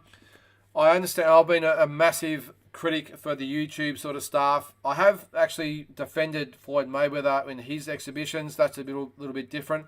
In these types of ones, I 100% welcome it, guys. I'm going to be honest. I think it's great. We see it a lot for you guys up in Queensland and New South Wales and stuff. I know you won't get, or overseas, you won't understand what I'm saying, but I love being an AFL guy myself. I love when they do the All-Stars every year. They have the Legends game, the All-Stars. They have all the previous heroes from yesteryear play against each other for charity. I love it, seeing our heroes one last time. And I'm sure they do the same thing with the rugby up there, with the Immortals and all that sort of stuff. I'm not sure. But in this instance here, I love seeing it. And not just because I'm a fan who wants to see these guys go around once again. Neither one of them was going to get hurt. I'm sure there would have been a bit of a handshake agreement in the pre-fight meeting that, hey, let's give the guys or the fans a good show, but let's not hurt each other. And I think Hatton might have actually commented about, they spoke about, geez, do I go hard here or do I back off? That was his probably biggest misgiving about the whole thing, because he's used to obviously being in fights and to be an exhibition. Do I put the foot down or don't I? I'm sure Barrera would have been the same thing. But one thing I'm in favour of this for more than anything, and I know it's hard for some people to understand, is that some of these fighters, and I'm not just probably putting boxers in their own category here, I'm putting football players, I'm putting probably soccer players, tennis players, whatever you name up. A lot of these guys, and especially in the example of Ricky Hatton, these guys are absolute legends where they come from, and not just where they come from in the world. I'll probably just use Hatton as a bit of an example here. Absolutely adored in England, adored by people all over the world. He's a superstar on top of the world. He had the Mayweather defeat, and then he had the crushing Pacquiao defeat, and he absolutely hit rock bottom physically and mentally. He obviously had the comeback that he was stopped and all that sort of stuff. He hit some really, really bad times mentally. And these guys, because they're so adored, when the pats on the back stop, when the adulation stops, when all the hangers-on stop, and I know we go on about hangers-on, but these guys thrive on them, their entourages, and all the love and the affection they get from their fans, and one day it's over, and they don't have that anymore. I know they still have the fans and all that sort of stuff, but they don't have the build-up to the fights, the excitement, the adrenaline, all the things that go with it, the perks, and more importantly, the adulation from everyone. When that stops or deteriorates, these guys can get very, very depressed about it. I know a lot of football players and all that, they fall in depression, they get on the alcohol and drugs and everything else and really fall into a dark place. This can happen obviously to boxers as well, and I know Ricky was in a dark place. So for him to get that, even though it was only an exhibition, to get in there, that is a massive win for Ricky as a person, and I think it's great. And I think now you'll see him, and not just that, physically he got himself in great shape. He weighed in at 160, which is still 20 pounds over what he used to fight at, by the way. But for him, I think he blew up to about 210, 220, whatever it was. So he's lost a lot of weight. For him, physically and more importantly, mentally, that would have been a massive victory for him. And I get the feeling, as they say in the Rocky movies, the stuff in the basement, it's gone now, and he will now be able to move on with his life, move on with his boxing, being more involved, and just be a more happier person. And I can't talk for him, of course. I'm just sort of looking from afar, but that's the impression I get from him. I think Marco Antonio Barrera, great guy that he's done, would have happily done this, maybe for that reason. He's probably a good friend of Ricky, and he's done this to try and help Ricky get that stuff out of the basement, as I just said. So in this instance, I love it. If no one's going to get hurt, and again, we're not pretending it's a real fight. They're not pretending, to take people's money, saying this is going to be it. I'd love to see more of it. As long as they're healthy and their weight's okay and they've all the checks and all that sort of stuff. I must admit, I'm not a massive fan of Masters boxing, I will say, because a lot of people get in there and we don't have any idea about their health and all that sort of stuff, and their ages are getting up there. In this instance, how good would it be, forget the YouTube shit, to see the Manny Pacquiao's come back and the De La Hoyas come back and the Shane Mosleys come back, and I know Tyson and Roy Jones did it. Legends coming back and fighting each other, and putting on an exhibition for fans. I, for one, would pay to see it every day of the week, just to see these guys back in there again, and just for them to get that peace of mind and to move on and get that last bit of adulation back that they had when they were fighting. So I hope you can understand sort of where I'm coming from. But I for one, in this instant, I had to bring it up because I love the whole event. I love the fact that there was a packed crowd. I think it was, I've got the video there, but I'm not going to put it up because of what happened before. But it is on YouTube if you want to check it out. But I won't keep going on about it. But I just thought it was great. I really did. And considering that where Ricky Hatton's come from, I thought it was absolutely great. And hopefully we see a little bit more of it. I'll get some more comments from you guys there. Hopefully you guys agree. Some great stuff yesterday, topping up the retirement fund. No harm, no foul. Yeah, exactly. If you know what you're paying for, if you're paying your $50 or bucks, $100, $1,000, whatever it is to get in, and you know you're going to see Ricky Hatton against Barrera in an exhibition fight, well, why can't you go and watch it? It's entertainment. We go watch plays and other sporting events. It's entertainment. You're paying your money. And I think a lot of the British fans really wanted to say thank you to Ricky Hatton for what he's done for English boxing. And the last one against the Russian, it was, I think you just got to, and obviously Pacquiao and Mayweather before that a couple of years earlier. I think it was their way of really just saying thank you to Ricky and let's get on with our lives and we love you And Barrera, as I said, has obviously played a part in this as well, and just credit to him as well. And it's good to see him. I'm not sure what Barrera weighed. He obviously was a lot lighter than Hatton when they fought, but I must admit he did look a lot thicker around the midriff than Ricky, who looked like he could have fought again. He looked great. Inspirational weight loss and fitness effort from Ricky. Yeah, how good was it? To lose, what was it, 60 pound or 50 to 60 pound, which is about 25 to 30 kilos. Might be 25, 27 kilos. That's a massive amount of weight for a 44-year-old guy who's obviously always had the Ricky Hatton sort of thing. And I loved it too when he walked in on the walking frame, that sort of stuff. That's just Ricky Hatton, and I'm a massive fan of Ricky. I think he's great. So, but yeah, just an incredible effort for him at that age to get that off and put on a great show. Barrera and Hatton, both great champs. Yeah, what do you guys think about the exhibition thing? More importantly, do you welcome it? As I said, I love it. I think there should be more of it. And instead of maybe a Pacquiao fighting, I think he's fighting a YouTuber as well. How good would it be for him to come back? Maybe not against these guys because he's fought these guys in the past, but just another legend that didn't actually fight each other, but just another legend around the same sort of time. Maybe Pacquiao hasn't been out of it long enough, but maybe De La Hoya. Love to see him back. I know he was training to fight. Who was he going to fight again? It fell through, didn't it? But for him to come back and fight someone, I think it'd be awesome. And he's in good enough shape to do it. Yep, Hatton looked great for sure. Dan Barrera exposed Prince Naseem. He did. Are you a Hamed fan, are you, James? I think he actually, and he did a little bit the same to Robbie Peden, of course. Did the same job on Robbie. But in that instance, Hamed, that was a massive fight at the time. And look, in my opinion, he had that coming, James, because when you fight with your hands down, your chin up in the air, and you're doing all sorts of things, when you've got a very disciplined fighter like Barrera, I think you're gonna be exposed a little bit for at some stage. So, but I was a big fan of Barrera as well. I'm glad you got some comments come that way there, guys. I learned the hard way, though, that when you're starring in sports, they cheer you. Once you damage those, quickly on to the next. Yeah, and that's what I'm talking about, mate. And, as I said, with a lot of the footy players, again, I'm sure rugby players are the same, but I've seen a lot of AFL players that, you just see them these days, and they're sort of broken men because it's, as I said before, like, they're used to getting the pats on the back and the adulation. All of a sudden, it's over. That's very hard for these guys to accept. As I sound like Apollo Creed in Rocky 4, is it? Rocky 3, is it? Where he's talking about, it's really, really hard for him to accept what happened when he got beaten by Rocky in the movie. Same for these guys. It's very hard for these guys to move on and to have a chance of a little bit of redemption on your own terms to go out and have that last chance to say goodbye. I think it's great. Anyway, we won't keep going on all night about it. We'll keep some more comments there before we get on to the talking points.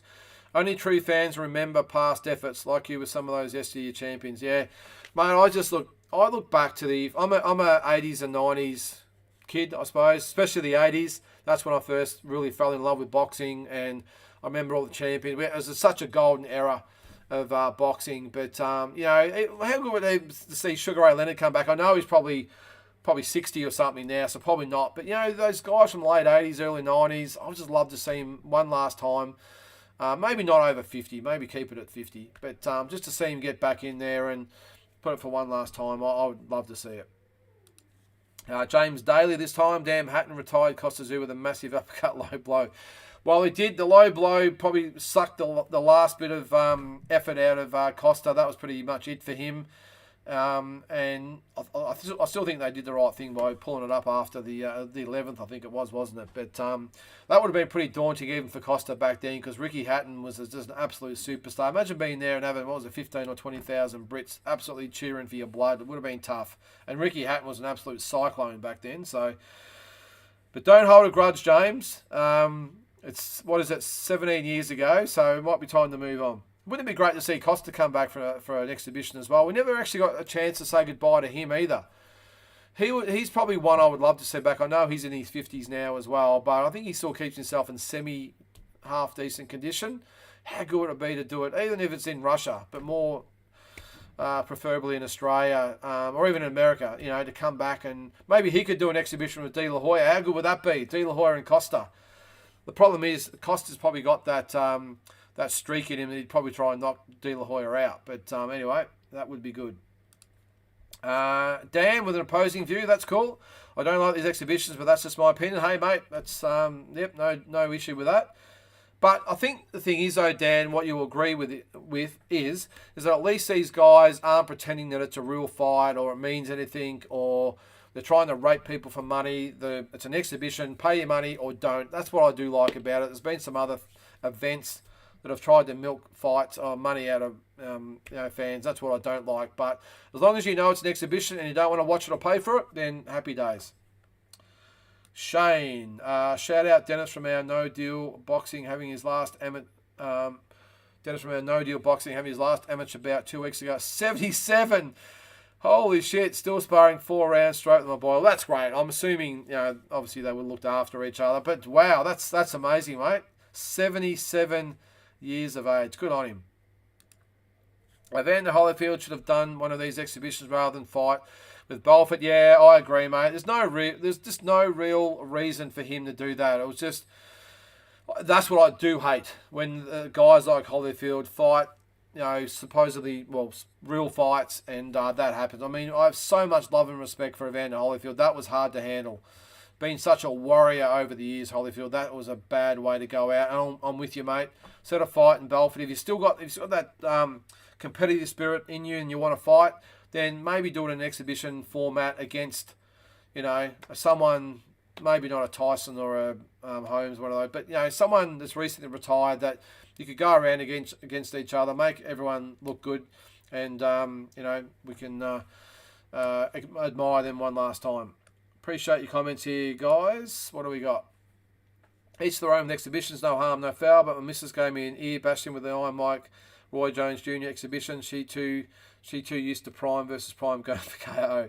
I didn't mind it. I mean, it wasn't the greatest fight, but just to see those two in there, and that was with who was that with? What was the company? I think are they still going? They were supposed to do the Cambosos fight, and with Lopez, I can't even remember, but yeah, they did that. I'm glad they're getting out of boxing. It should be good. I don't think they belong in boxing, that mob. Let's talk about the other news. Jason Maloney versus Nonito Donaire. Yep, I did that earlier, mate. Let's hope that fight happens. That will be a ripper. Good on you, Lyndon. You have 1 year in age. You mean 10 years. You have 1 year in age. Okay. Well, I'm 49. 10 years of me as a boxing fan and hell of more boxing knowledge. Sometimes you just got to wing it a bit, James. I don't pretend to know too much. I call on the experts for that if I don't know. That's probably the secret. But look, as I said, I grew up in the 80s, in the 90s. Probably not as much. Probably the late 90s, not so much. Probably all the 80s and the first half of the 90s. And I had a little bit of a time away from it because I was boxing myself, but also when I stepped away from when my career was over, I just had a bit of a hiatus where I just didn't want to know about boxing. So that sort of late 90s and early 2000s. But then after that, I've been sort of back. But mate, you're never too young to be a boxing fan. Just do your research. Make sure you watch our classic fights on YouTube, of course, and you'll see some rippers and some other dream fights to see some of the great fights that are out there, mate. But what have we got there? Lyndon, what about live streaming you versus Tassie? Tassie, that wouldn't be much of an effort, would it? With Tassie, he's only a little fella. He used to fight at 57. I fought at 67, but probably around the same weight now. But no, not so much, mate. I think he reminds me of Joe Pesci. Tassie does. What do they say? I think I said in an episode in the past, if you beat him with your fist, he'll come back with a knife. If you beat him with a knife, he'll come back with a gun. And if you beat him with a bat. And if you beat him with a bat, he'll come back with a gun. Look, you never know. You never know, mate. We'll see. I'm a bit old for that, mate. I still train, but I'm way too old for that. All right, guys, let's move on to the final things, the talking points. And because I've got no Tassie or Pete, yes, Peter Maniatis is still busy, mate. Well, that's what they keep telling me. It's just that time of year. Everyone's sort of got things on. Tassie's just got over his show. He's spending the week with his lovely family, so no issue with that. Peter's, I think he might even be overseas. Noonan Boy's been overseas, just come back. He's got a bit going on. I'm going to try and maybe get him on next week. We only have got, by the way, guys, 2 more shows to go for the year before we hang it up for the year. I'm actually going overseas at the start of December. We might do one more show before the end of the year, just to wrap everything up, whether it's talking boxing or this show, and go over, a bit of a year in review. and what we're looking forward to next year as well. Some of the fights we might want to look at and some other bits and pieces. So, James, this sport can be so great and also so heartbreaking. Yep. Triple G was one of the first boxers I followed in boxing, and after the first Canelo fight, I fell out of love with boxing for a while, but here I am. It always brings you back, mate. We all get a little bit pissed about it. I'm still dirty that Carlton lost by a point in round 23 and got knocked out of the finals. It's going to take me to probably mid next year to get my passion back. I'm still sulking about it and pissed about it. But you always come back. You always love your fighters, love your teams. So it's good to see you back, mate. And look, we always have our moments, but as I said, we always come back. Let's get to the talking point number 1, guys. And again, I need your input because I've got no one else to argue with here. Talking point number 1. Now, I want to bring this up as I just centre myself there. Hang on, I'll just get rid of that. What have I done there? I've got there. We'll get rid of. I'm going to get rid of this because I don't know what I did to that. There we go. All right. First talking point. Are combat boards doing their due diligence? Now, what I mean by that, guys, I'm not trying to have a crack at the combat boards here. They do a great job. They always turn up. They don't make a lot of money out of it, but they're always there. And I know a lot of them, and they do a fantastic job. My point is that do you think sometimes, and again, I'm asking you guys, I'll give you my opinion, then I want your feedback. Do you think that more time needs to be done researching some of the opponents that they're bringing out? Now, I'm going to use one example, and I don't like to normally do it, but I'm going to bring it up. Last week, Benny Mahoney fought, I think it was a tie, last week. And I'm a big fan of Benny Mahoney, but I'm struggling to get my head around, one, why they bought this guy out. He'd been knocked out in the first round, I think, in these last 3 fights, 2 or 3 fights beforehand. Lost a lot of fights in a row. I know sometimes late replacements happen, and you've got to bring these guys in just to give this guy a fight. It's probably sold tickets, trained hard, whatever. But I think this guy was locked in for a little while beforehand. It wasn't a pure boxing show, by the way. I think it was a mixture of everything. I just would have thought, I would expect in this day and age with everything going on, that the combat board in Queensland, I think it was, would have looked at this guy and said, we're not going to sanction him. We're going to look at this. I think they might have just let some of these guys slip through a little bit easier, is probably what I'm trying to say. I just think, are they doing the due diligence enough? And I know, being a promoter myself, late replacements, again, you've got to get whoever you can get. But sometimes shows are stacked with fighters they might get a bulk deal on a country. I'm not going to single out countries here, but they bring them all in. They put them all against the other side. They all get knocked out, and the crowd gets pissed off. But more importantly, these guys might get hurt. I just would have thought the combat boards would come down a little bit harder and say, no. We're not going to sanction these fights, or this fight or that one. You're going to have to do better. We're not going to let this guy, because it's very rare. I never had one fight. I did 21 shows. Never had one fighter knock back. Now, having said that, I tried to have very, very evenly matched fights so we wouldn't have that problem. But I have seen some slip through in some other cards where the mismatches are just horrendous. And I'm just wondering how they've been able to repeatedly come back and fight numerous fighters over the few months and get knocked out by 3 or 4 different Aussies over a year. So anyway, that's just, what do you guys think? Am I jumping the gun here? Last week just sort of raised a bit of a flag. If you didn't see it, Benny Mahoney stopped him in the first round. Not Benny Mahoney's fault, by the way. He trained hard, but I'm not sure, I'm pretty sure it wasn't a late replacement. He was just put in as the opponent. Back in the day, he was actually a quite solid fighter. If you look at his box rec, he was quite good, but should he have been fighting someone of the stature of Benny Mahoney on a card? I don't think so. And I just think, in my opinion, the combat boards have got to sit down and be a little bit more stringent about looking at the matchups, going the box rec or whatever it might be, and really getting hard on the fighters that are letting in. And let's face it, so many good fighters in Australia at the moment. There's an abundance of fighters out there. Match them up against each other, and unfortunately, if they're not there, well, sorry, there's no show. If there's going to be mismatches and people getting the prospect of getting hurt, then I'm sorry, there's no show. I don't know. Just my opinion. What do we got? Have I missed a... Oh, hang on. There's going back a little bit. This is the last one. We're all true fans at heart. That's why we can't keep ourselves in Boomerang back. Yep. Dan says, yep, one of my earliest memories as a kid was watching Tyson Holmes and Freddie Air. Yes. I think was it? I think that was Sky Channel back in the day, was it? I can't remember. Anyway, Andy, Triple G still hasn't even been dropped, let alone stopped. That's impressive. Yes, it is.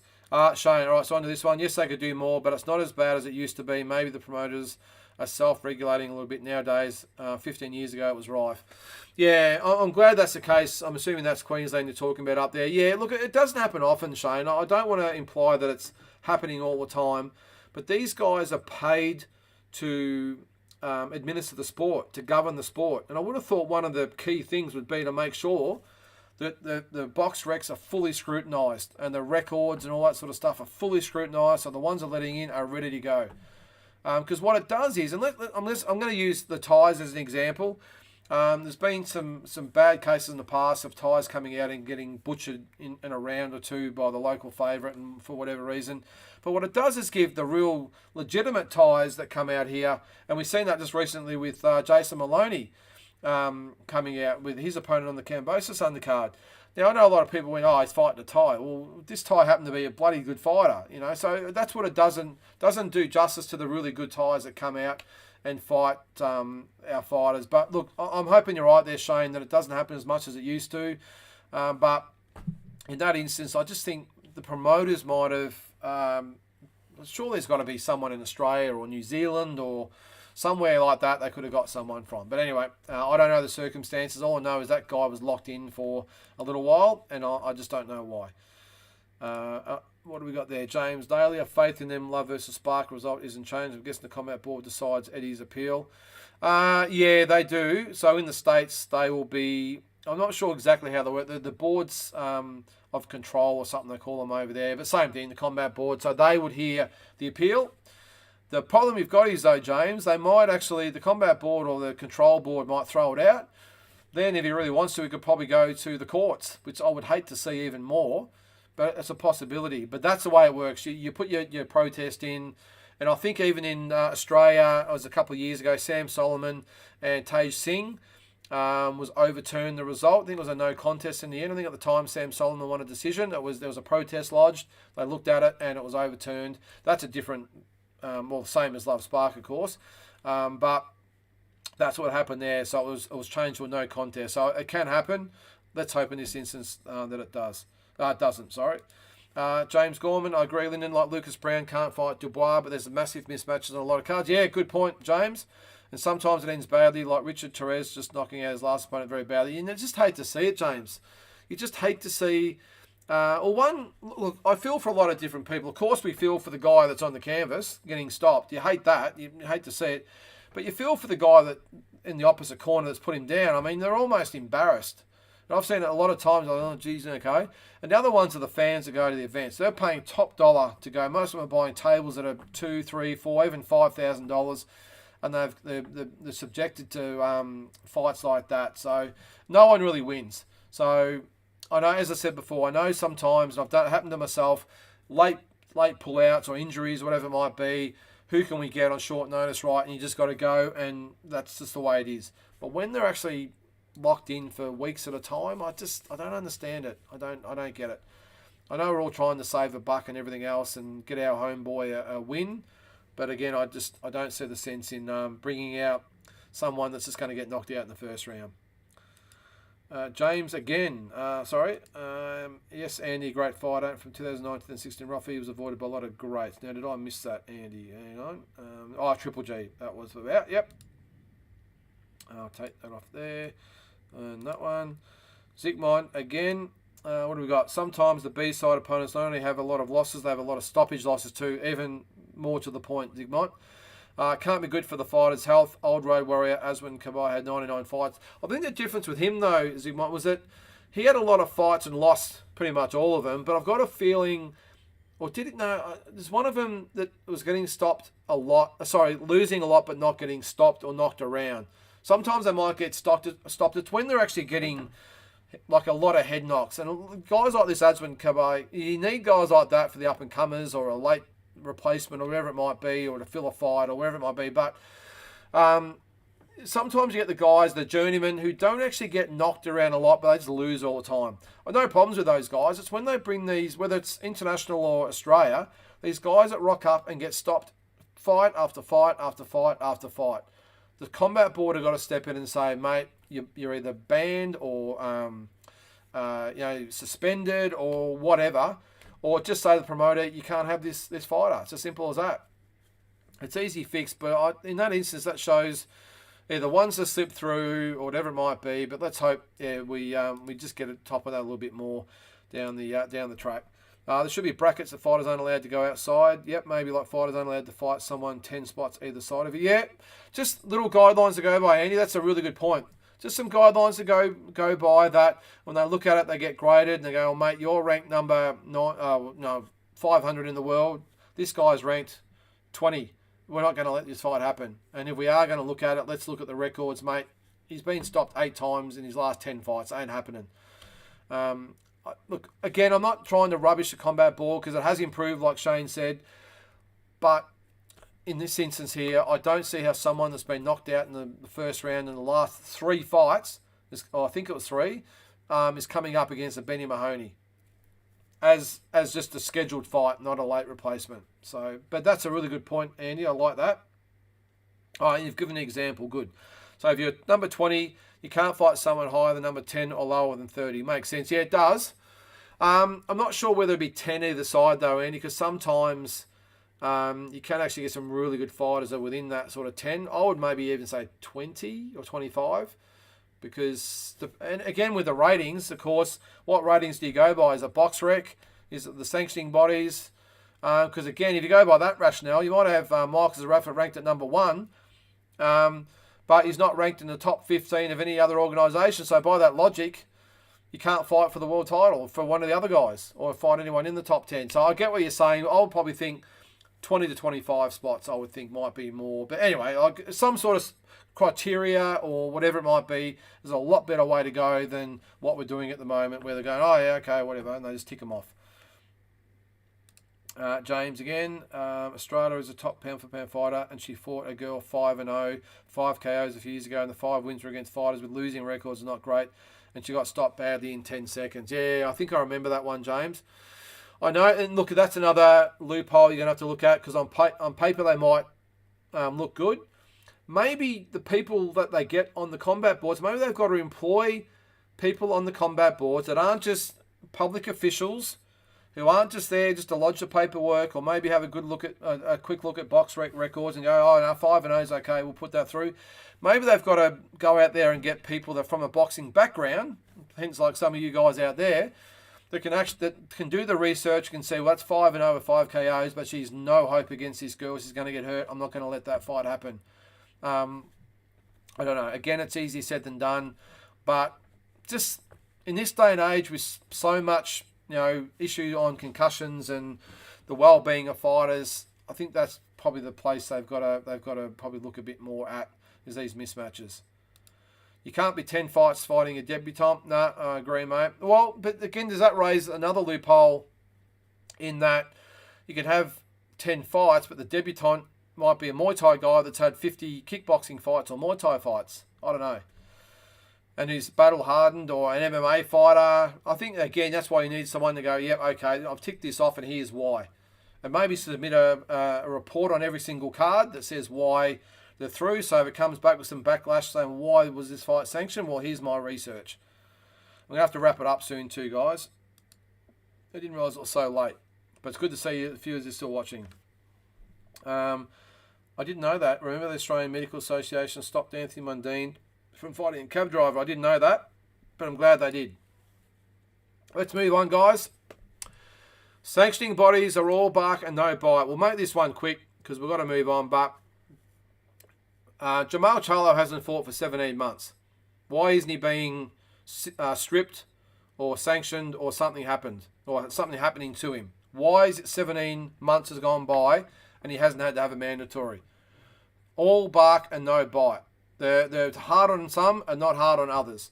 All the sanctioning bodies are the same, mind you. Actually, the IBF is not too bad. WBO is okay as well. But these guys, sanctioning bodies, what's good for one fighter is not good for another. I don't like it. I think it's bullshit, and more needs to be sort of brought up about it. You got the Canelo situation, of course. They're all just waiting on what he's going to do. It puts a roadblock in front of a lot of other things. So I think the sanctioning bodies have got a lot to answer for. So that's my opinion. They're all bark and no bite, and there needs to be more held to account. If someone can answer me that question, I'd love it. Why isn't Charlo being stripped when he hasn't defended in 17 months? I don't understand it. So I'm going to move on before your comments come through. And the last point, this is a controversial one. I was going to have it on last week, but as you know, Tassie gets a little bit worked up with these types of questions. Is it fair to banish Russian boxers? Now, the example I'm using is when Bivol fought Canelo earlier in the year. You would remember he was allowed to go to American fight, obviously, because he fought Canelo. Wasn't allowed to state where he was from, and he wasn't allowed to have the flag in the ring, and he wasn't allowed to play the anthem. Now, with those, I'm sure they would have sat down with him and said, "Oh, look, it's a bit sensitive at the moment. We don't want to play the anthem or wave the flag," but surely they could say where he's from. Now it's happened since then. I think it's the WBC have now said all Russian boxers are banished from our rankings and fighting for our belts. I'm just going to give you my opinion. I know we've all got different ones. This is a little bit sensitive. In my opinion, it's very, very harsh on a Russian athlete, not just boxers, to exclude them from the sporting world just because they happen to be born from Russia. And I know we've all got our different views on the war and all that sort of stuff. I'm not going to get into that and other examples, but what I'm saying, is it fair to say to a Russian fighter, you cannot fight for our belt, and we're not going to allow you to be in our rankings because of where they were born and where they call home? I just don't think it's fair. If they want to banish the Russian, as far as having, I think they've actually might have done that, to banish the Russian boxing federations from having shows there and all that sort of stuff. Yeah, I can understand that. You've got to have your sanctions. But to ban Russian fighters from fighting for belts in America or England or wherever, I just think it's a real tough call. And Shane, you hit it on the head. Keep politics out of sport. Keep it out of sport. Shouldn't be there. These are just, or not just fighters, but Russian, whether they be tennis players or MMA or whatever. Just, as I said, if you want to keep it non-controversial, don't play the anthem or let them have the flags, all that sort of stuff, but at least let them compete. And regardless of what side of the fence you're on, whether you're for the war or you're not, there's always different sides of the story and everything else, and we're not going to talk about that. But do you think it's fair to banish Russian boxers / athletes from the sporting world?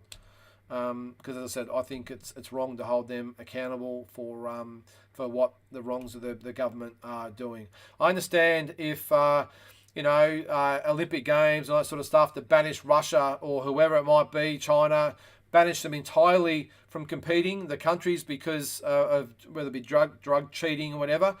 But would the Olympic Committee ban Russia from competing just because it's Russia? Oh, who knows? I think it's pretty harsh. But anyway, agree, definitely not fair to ban Russian fighters. So, yeah, I don't know. As I said, I know it's controversial and everyone's got their own political leanings and whatever. I've got my own ones, but now's not the time. But I just think it's rough on an athlete that trains hard, sacrifices, it's a livelihood, and they're being told, nah, you were born in Russia, so you're not competing. So, James, exactly, Shane. They just want brownie points for trying to say they are against Russia, but if Beterbiev or Bivol fights out of Russia, they wouldn't do it. Well, if that was the biggest fight in boxing and they're going to make hundreds of thousands of dollars in sanctioning fees, James, you might see that WBC's stance might change. Just saying. All right, I'm going to wrap it up there, guys. Thanks, Sigmund. Last comment there. Great show, not Lyndon. Top comments too. You can't blame the Russian fighters for the sins of the governments. Glad you agree, guys. Not saying there's a right or wrong answer. I'm just saying my opinion, and it's good to see that you guys have got your opinions too. We're going to call it a night, guys. We're pushing, 9:45? So we've gone for just over 2 hours. Look, I'll talk all night if we had time, guys. I really appreciate you all logging in on a Friday night. I know you guys have probably got better things to do than be watching me, but I really appreciate it. Make sure you look out for Monday nights talking boxing. Check out the Dream Fight at the moment. The Dream Fight out on Monday, which is, geez, you'd think I'd know that, wouldn't you? Hang on, where is it? I think I'd know my own Dream Fight, wouldn't you? The classic fight. Make sure you watch that. That is Arturo Gatti and Wilson Rodriguez. So, as it says in the caption, if you thought his wars with Gatti were great, wait till you see his fight with Wilson Rodriguez. Now that's the dream fight. Yeah, sorry guys, I can't remember the classic fight, but it's out. It's out now. Sorry, that's the classic fight, the dream fight. Hang on, I'll bring that up. Before I let you go, you have to see. It is. There you go. Diego Corrales and who else was it? Jeez. Where are we? Edwin Rosario. Jeez. Been a long night. Diego Corrales, Edwin Rosario. Check it out. That's the dream fight coming out on Monday. As I said, Talking Boxing Monday night. So, all right, guys, that's it for me. Thanks again for joining in. And don't forget to like, subscribe, share, all that sort of stuff. And we'll see you on Monday.